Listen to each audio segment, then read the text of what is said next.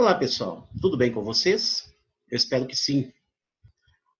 No último vídeo, a gente falava dos diferentes processos de geração e, dando continuidade aqui, a gente volta a dizer aqui a respeito agora da energia das marés, um outro processo de geração de energia. Então, ele consiste na utilização de diferenças de potencial, ou seja, diferença de nível, e também a questão da circulação das correntes de água, né? Correntes marítimas. Esses movimentos, tanto de swell, né, balanço, ondulação, eles podem favorecer sistemas de captação como vira-brequins, e aí a gente tem boias que vão fazendo, subindo e descendo e fazendo o vira-brequim girar, ou a própria circulação das correntes marítimas pode movimentar hélices. Então, dessas duas formas, a gente consegue captar movimento, transformar esse movimento em energia mecânica, e essa energia mecânica vai ser convertida em energia elétrica. Bacana, né? É um sistema que, até onde eu tenha pesquisado, não é utilizado no Brasil. Se tiver algum projeto piloto aí, eu vou ter que pesquisar, mas até então não tenho notícia.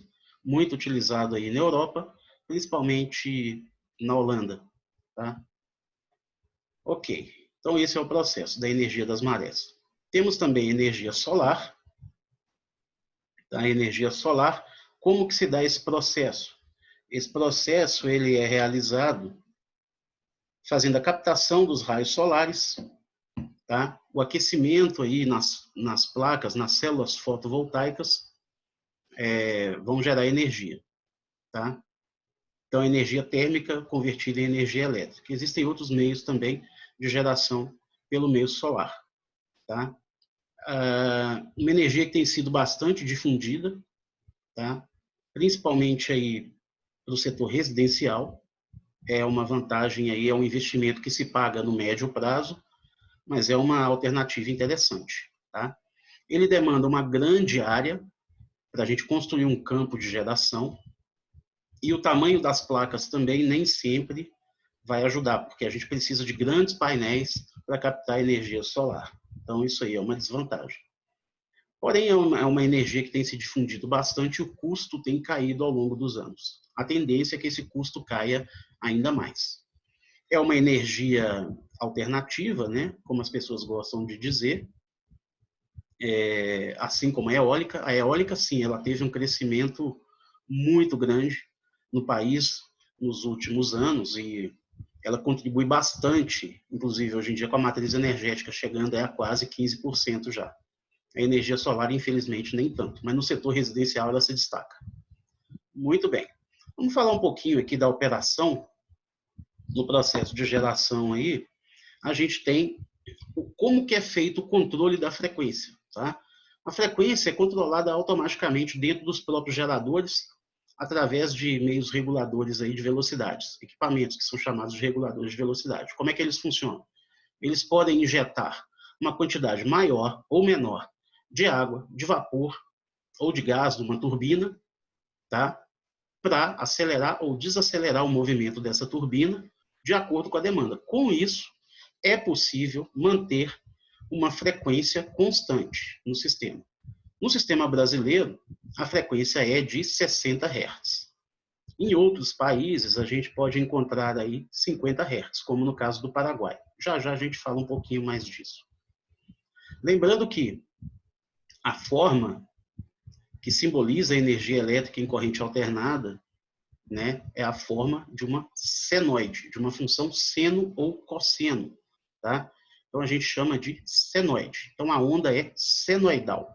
A frequência dessa onda, né, que é de 60 Hz. O que significa isso? Significa 60 repetições de um período, de um ciclo a cada segundo. Muito bem. Agora a gente fala um pouquinho, né, terminado aí o processo de geração, a gente vai falar um pouco da transmissão. Então, qual é o conceito, né? Aí essa etapa aí do CEP, né, do Sistema Elétrico de Potência, ela tem o objetivo de transportar, fazer o transporte da energia que já foi gerada para localidades que se encontram a longas distâncias dos centros de geração. No país, no Brasil, né, a gente tem essa peculiaridade, principalmente pelo fato do nosso sistema ser predominantemente hidroelétrico, então a gente vai ter as usinas ou as centrais elétricas muito afastadas das cidades. Então a gente precisa de uma longa malha de transmissão, tá? A transmissão pode ser definida, né, no sistema como o deslocamento da energia elétrica entre duas subestações. Aquela subestação que fica bem próximo lá à usina, que vai elevar o nível de tensão, e a próxima subestação que vai fazer o rebaixamento dessa tensão elétrica. Então já deu para perceber que a fase de transmissão, geralmente, ela se dá em altíssimas tensões. Agora, por que que isso acontece? Por que que tem que ser assim? É simples, gente, porque a potência, ela tem que ser transmitida de um lugar para o outro, de uma localidade para outra. E a potência, ela é o produto entre tensão e corrente, V vezes I. Então, quando eu aumento a tensão, eu vou diminuir o valor da corrente. Para quê? Para evitar as perdas por efeito Joule, por aquecimento, e também por efeito indutivo e até mesmo capacitivo, ou seja, eu vou minimizar as perdas no processo de transmissão pelo fato da diminuição da corrente e do aumento de tensão. Tá? Outra coisa que eu vou reduzir é o diâmetro, a bitola do cabo que eu vou utilizar na transmissão. Com isso, com essa redução no peso do cabo, eu também vou diminuir a sobrecarga, o carregamento, tá? Agora eu estou falando de peso, tá? Em cima das torres das linhas de transmissão. Então eu vou precisar de uma quantidade menor de aço para construir as torres e para viabilizar financeiramente a transmissão da energia elétrica. Então é por isso que a energia ela é transmitida em altíssimas tensões, para diminuir ao máximo que eu puder a corrente, para poder transmitir a mesma quantidade de potência, o mesmo pacote de potência. Tá? Então é assim que a gente consegue a redução das perdas e a diminuição do preço e do peso total. Tá? Somente de cabos, gente, lembrem-se disso. Os equipamentos continuam a ser grandes. Agora, uma outra coisa que vai crescer muito com o aumento da tensão é o nível de isolamento nas instalações. Então, eu preciso de isoladores mais robustos, mais fortes, maiores, com maior capacidade de isolamento.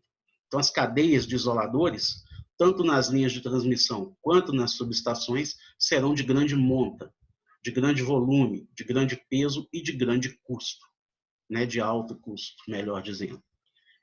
Então, a questão da transmissão se dá principalmente por esses fatores, ok? Então, baseado na função que exerce, podemos definir a transmissão como transporte da energia elétrica, caracterizado pelo valor nominal da tensão. Muito bem. Entre a subestação elevadora e uma subestação abaixadora, em que se inicia a subtransmissão, alimentando um sistema de distribuição, fornecendo energia elétrica a um grande consumidor. Entre as subestações que fazem interligação dos sistemas elétricos de dois concessionários ou de áreas diferentes do sistema, de um mesmo concessionário. O que isso quer dizer? Quer dizer que, ao longo das linhas de transmissão ou da fase de transmissão, eu vou ter diversos tipos de subestação. A gente tem não só a subestação que eleva e a subestação que rebaixa o nível de tensão, mas a gente também tem a subestação que faz bifurcações, derivações, paralelos. Tá? A gente tem subestações também que vão fazer a interligação entre diversos tipos de linha de transmissão. Tá? Então, a gente vai fazendo a ramificação do sistema, utilizando as subestações e as linhas de transmissão. Tudo isso, senhores, ainda na fase de transmissão. As tensões mais usuais, né, mais comuns utilizadas no Brasil em corrente alternada, variam entre 138 kV até 765 kV. Lembrando que K é 1000, senhores. Então, 138.000 volts até 765.000 volts. Nesse intervalo, a gente pode encontrar tensões de 230, 345, 440, 500 kV e até de 750 kV também. Já o que a gente chama de sistemas de subtransmissão, eles vão pegar os níveis de tensão aí de 34,5 kV, 69 kV e 88 kV.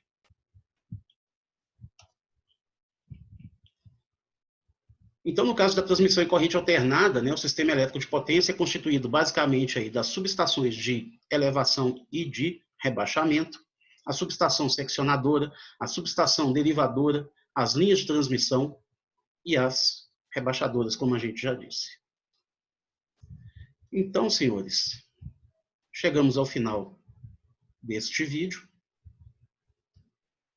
E daqui a pouco a gente volta com o próximo. Então, muito obrigado e fique com a gente.